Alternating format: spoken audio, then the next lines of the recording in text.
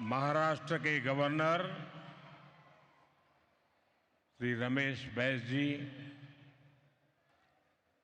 मुख्यमंत्री एकनाथ शिंदे जी, केंद्रीय मंत्रिमंडल के मेरे साथी पीयूष गोयल जी, रामदास आठवले जी, उप मुख्यमंत्री श्री देवेंद्र फडणवीस जी, अजीत दादा पवार जी, राज्य सरकार के मंत्री मंगल प्रभात जी, दीपक केसरकर जी, अन्य सभी महानुभाव, देवी और सज्जनों, महाराष्ट्रातील सर्व बंधू भगिनींना माझा नमस्कार. आज मुझे महाराष्ट्र और मुंबई के लिए 30,000 करोड़ रुपए के प्रोजेक्ट के शिलान्यास और लोकार्पण का अवसर मिला है. इन प्रोजेक्ट से मुंबई और आसपास के क्षेत्रों की कनेक्टिविटी और बेहतर होगी. इनमें रोड और रेल परियोजनाओं के अलावा महाराष्ट्र के नौजवानों के कौशल विकास की बहुत बड़ी योजना भी शामिल है. इनसे महाराष्ट्र में बड़ी संख्या में रोजगार का निर्माण भी होगा. आपने शायद अखबारों में पढ़ा होगा, टीवी पे देखा होगा, 2-3 सप्ताह पहले ही केंद्र सरकार ने महाराष्ट्र के लिए वधावन पोर्ट को भी स्वीकृति दी. 76,000 करोड़ रुपए,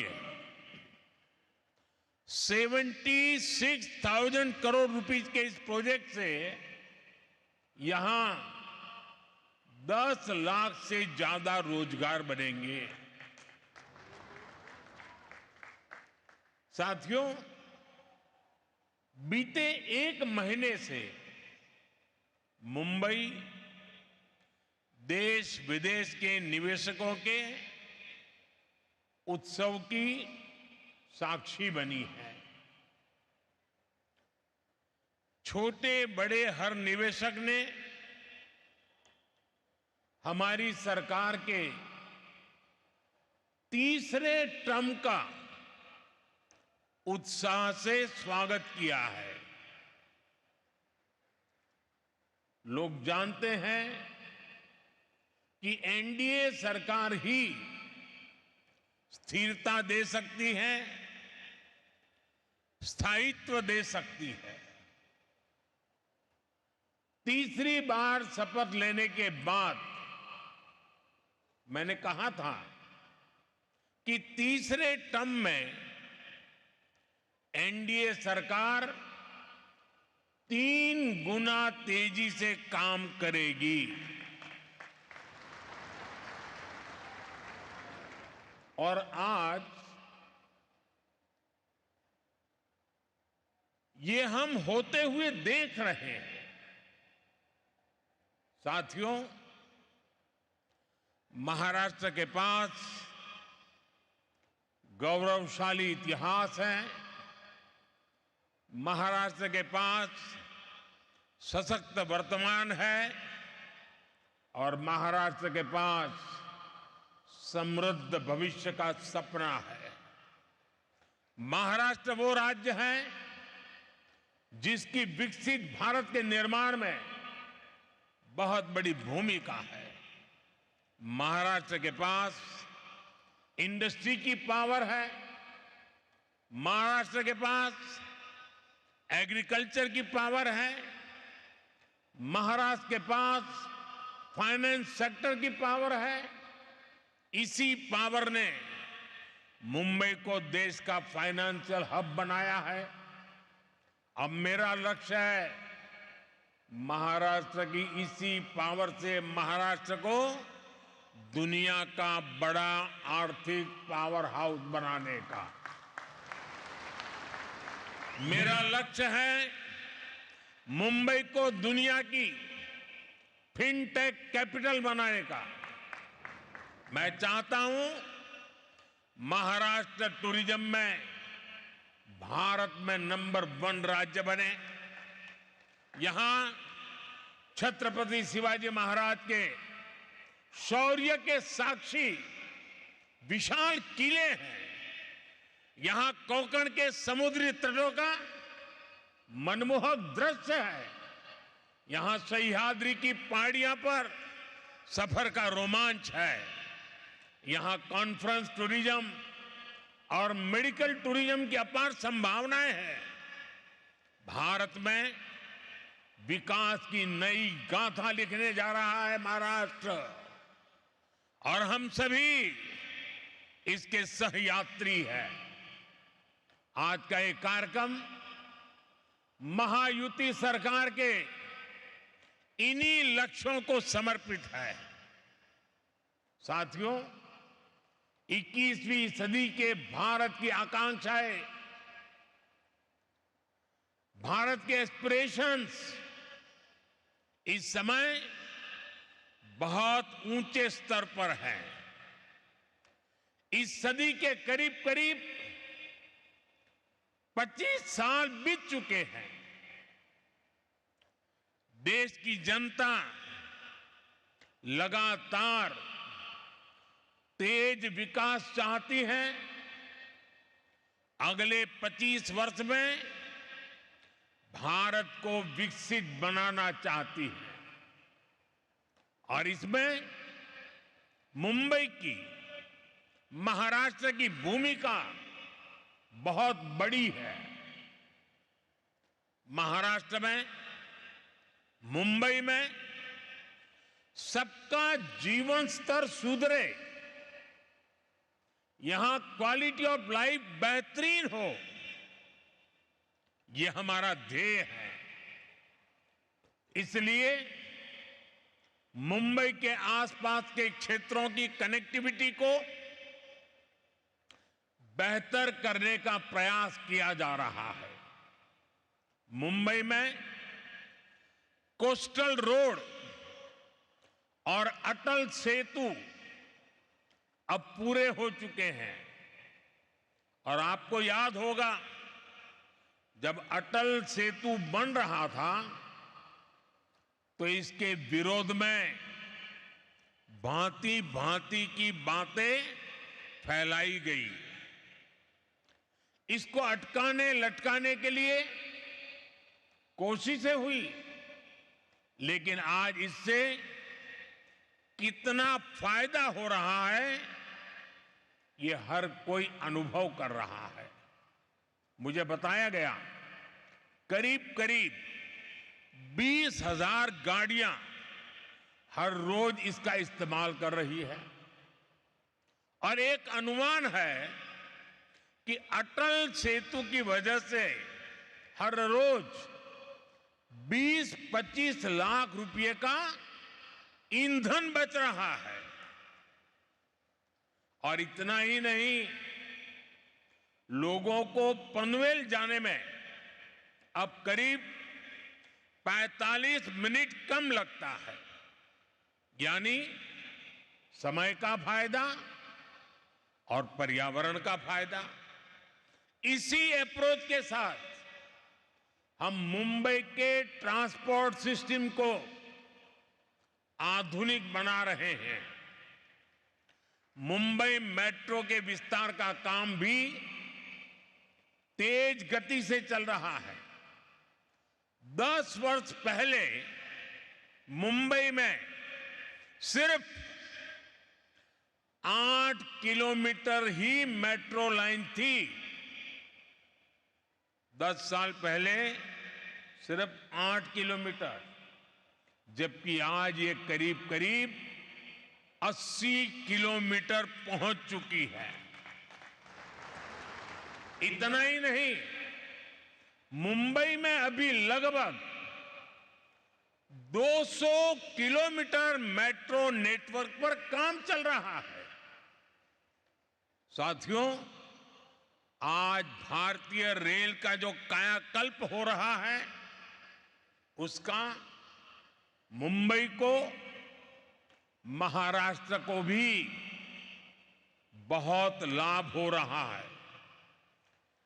छत्रपति शिवाजी महाराज टर्मिनस, नागपुर और अजनी स्टेशन का रीडेवलपमेंट तेज गति से प्रगति पर है।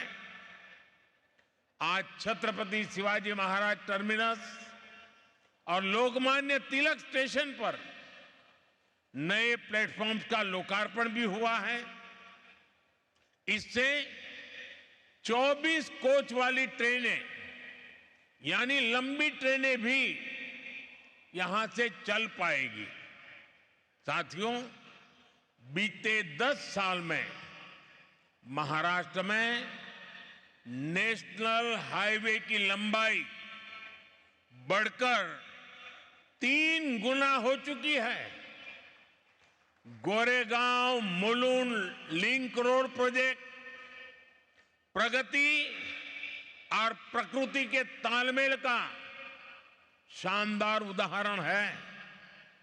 आज ठाणे से बोरीवली के ट्विन टनल प्रोजेक्ट पर भी काम शुरू हो रहा है। इससे ठाणे और बोरीवली के बीच की दूरी कुछ ही मिनटों तक सिमट जाएगी। एनडीए सरकार का ये भी निरंतर प्रयास है कि हमारे तीर्थों का विकास हो, तीर्थ यात्राओं में सुविधाएं बढ़ती रहें।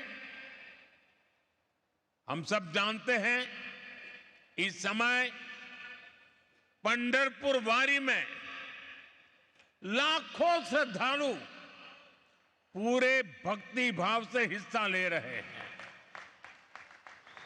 पुणे से पंढरपुर की यात्रा सुगम हो, श्रद्धालुओं को सुविधाएं मिले, इसकी चिंता एनडीए सरकार ने की है। संत ज्ञानेश्वर पालकी मार्ग करीब 200 किलोमीटर पूरा हो चुका है। संत तुकाराम पालकी मार्ग भी 110 किलोमीटर से ज्यादा पूरा किया जा चुका है। बहुत ही जल्द ये दोनों मार्ग भी यात्रियों की सेवा के लिए तैयार हो जाएंगे। सर्व वारकऱ्यांना भी अतिशय मनापासून शुभेच्छा देतो आणि पंढरीच्या विठ्ठलाला कोटी कोटी नमन करतो। भाइयों और बहनों, कनेक्टिविटी के ऐसे इंफ्रास्ट्रक्चर, इससे पर्यटन, खेती और उद्योग सभी को लाभ हो रहा है। इससे रोजगार के नए अवसर बन रहे हैं। जब अच्छी कनेक्टिविटी होती है तो उससे महिलाओं को सुविधा, सुरक्षा और सम्मान भी मिलता है। यानी एनडीए सरकार के ये काम गरीब, किसान, नारी शक्ति और युवा शक्ति को सशक्त कर रहे हैं। महाराष्ट्र की महायुति की सरकार भी इसी प्रतिबद्धता के साथ काम कर रही है। मुझे खुशी है कि महाराष्ट्र सरकार ने हर साल 10 लाख नौजवानों को स्किल ट्रेनिंग देने का संकल्प लिया है। मुख्यमंत्री युवा कार्य प्रशिक्षण योजना के तहत ट्रेनिंग के दौरान स्कॉलरशिप भी दी जा रही है। साथियों, भारत में बहुत बड़ी संख्या में स्किल डेवलपमेंट और रोजगार, ये हमारी जरूरत है। हमारी सरकार निरंतर इस दिशा में काम कर रही है। बीते 4-5 साल के दौरान कोरोना जैसे महासंकट के बावजूद भारत में रिकॉर्ड रोजगार बने हैं। हाल में आरबीआई ने रोजगार पर एक विस्तृत रिपोर्ट जारी की है। इस रिपोर्ट के अनुसार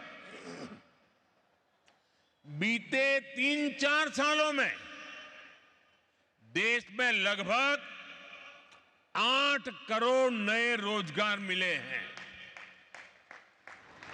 इन आंकड़ों ने रोजगार को लेकर झूठे नैरेटिव गढ़ने वालों की बोलती बंद कर दी है। ये झूठे नैरेटिव वाले निवेश के दुश्मन हैं, इंफ्रास्ट्रक्चर निर्माण के दुश्मन हैं, भारत के विकास के दुश्मन हैं। इनकी हर नीति युवाओं से विश्वासघात और रोजगार को रोकने वाली है और अब इनकी पोल खुल रही है। भारत की समझदार जनता इनके हर झूठ, हर प्रपंच को नकार रही है। जब कहीं पुल बनता है, रेलवे ट्रैक बनता है, सड़क बनती है, लोकल ट्रेन का डिब्बा बनता है, तो किसी न किसी को रोजगार मिलता ही है। भारत में जैसे जैसे इंफ्रास्ट्रक्चर निर्माण की गति तेज हो रही है, रोजगार निर्माण की गति भी बढ़ रही है। आने वाले समय में नए निवेश के साथ ये अवसर और ज्यादा बढ़ने वाले हैं। साथियों, एनडीए सरकार के विकास का मॉडल वंचितों को वरीयता देने का रहा है। जो दशकों से अंतिम पंक्ति पर रहे हैं, उनको हम प्राथमिकता दे रहे हैं। नई सरकार के शपथ लेते ही हमने गरीबों के लिए पक्के घर और किसानों से जुड़े बड़े फैसले लिए हैं। अभी तक 4 करोड़ गरीबों को पक्के घर मिल चुके हैं। आने वाले सालों में 3 करोड़ और गरीब परिवारों को पक्के घर मिलेंगे। इनमें महाराष्ट्र के भी लाखों गरीब, दलित, पिछड़े, आदिवासी परिवार शामिल है। एक अच्छा आवास हर परिवार की जरूरत ही नहीं, बल्कि उसकी गरिमा से भी जुड़ा है। इसलिए हम शहरों में रहने वाले गरीब और मध्यम वर्ग दोनों के घर का सपना पूरा करने में जुटे हैं। साथियों, रेहड़ी फुटपाथ वाले साथियों को भी गरिमापूर्ण जीवन मिले, ये हमारा कमिटमेंट है। इसमें स्वनिधि योजना बहुत काम आ रही है। इस योजना के तहत अभी तक 90 लाख लोन स्वीकृत किए जा चुके हैं। इसमें से करीब 13 लाख लोन यहां महाराष्ट्र के साथियों को मिले हैं। मुंबई में भी रेहड़ी पटरी लगाने वाले 1.5 लाख साथियों को स्वनिधि योजना का लाभ मिला है। बैंकों से मिल रही स्वनिधि की मदद इनके कारोबार को मजबूत कर रही है। और एक स्टडी कहती है कि जो लोग भी स्वनिधि योजना से जुड़े हैं, उनकी हर महीने कमाई करीब 2,000 रुपये तक बढ़ गई है। मतलब साल में 20-25 हजार रुपया अतिरिक्त कमाई बढ़ी है। साथियों, स्वनिधि योजना की एक और विशेषता का मैं जिक्र आपसे करना चाहता हूं। इस योजना के तहत लोन लेने वाले मेरे रेहड़ी पटरी ठेले वाले भाई बहन जो लोन ले रहे हैं, वो ईमानदारी से पूरा का पूरा लोन लौटा भी रहे हैं। और ये है मेरे गरीब का स्वाभिमान, ये है मेरे गरीब भाई बहनों की शक्ति। और आप ये जानकर हैरान रह जाएंगे कि स्वनिधि के लाभार्थी अब तक 3.25 लाख करोड़ रुपए का डिजिटल लेन देन कर चुके हैं। यानी ये डिजिटल इंडिया को भी अपने काम से बल दे रहे हैं, भारत को नई पहचान दे रहे हैं। साथियों, महाराष्ट्र ने भारत में सांस्कृतिक, सामाजिक और राष्ट्रवाद की चेतना का भी संचार किया है। छत्रपति शिवाजी महाराज, बाबा साहब आंबेडकर, महात्मा ज्योतिबा फुले, सावित्रीबाई फुले, अन्ना भाऊ साठे, लोकमान्य तिलक, वीर सावरकर, ऐसी अनेक अनगिनत महान संतानों की विरासत यहां की धरती में है। महाराष्ट्र की महान संतानों ने जिस प्रकार के समृद्ध समाज, जिस प्रकार के सशक्त राष्ट्र की कल्पना की थी, हमें उस दिशा में ही आगे बढ़ना है। हमें याद रखना है कि सद्भाव और सौहार्द में ही समृद्धि का रास्ता निहित है। इसी भावना के साथ एक बार फिर इन विकास कार्यों के लिए आप सबको बहुत बहुत बधाई, बहुत बहुत धन्यवाद। भारत माता की, भारत माता की, भारत माता की बहुत बहुत धन्यवाद।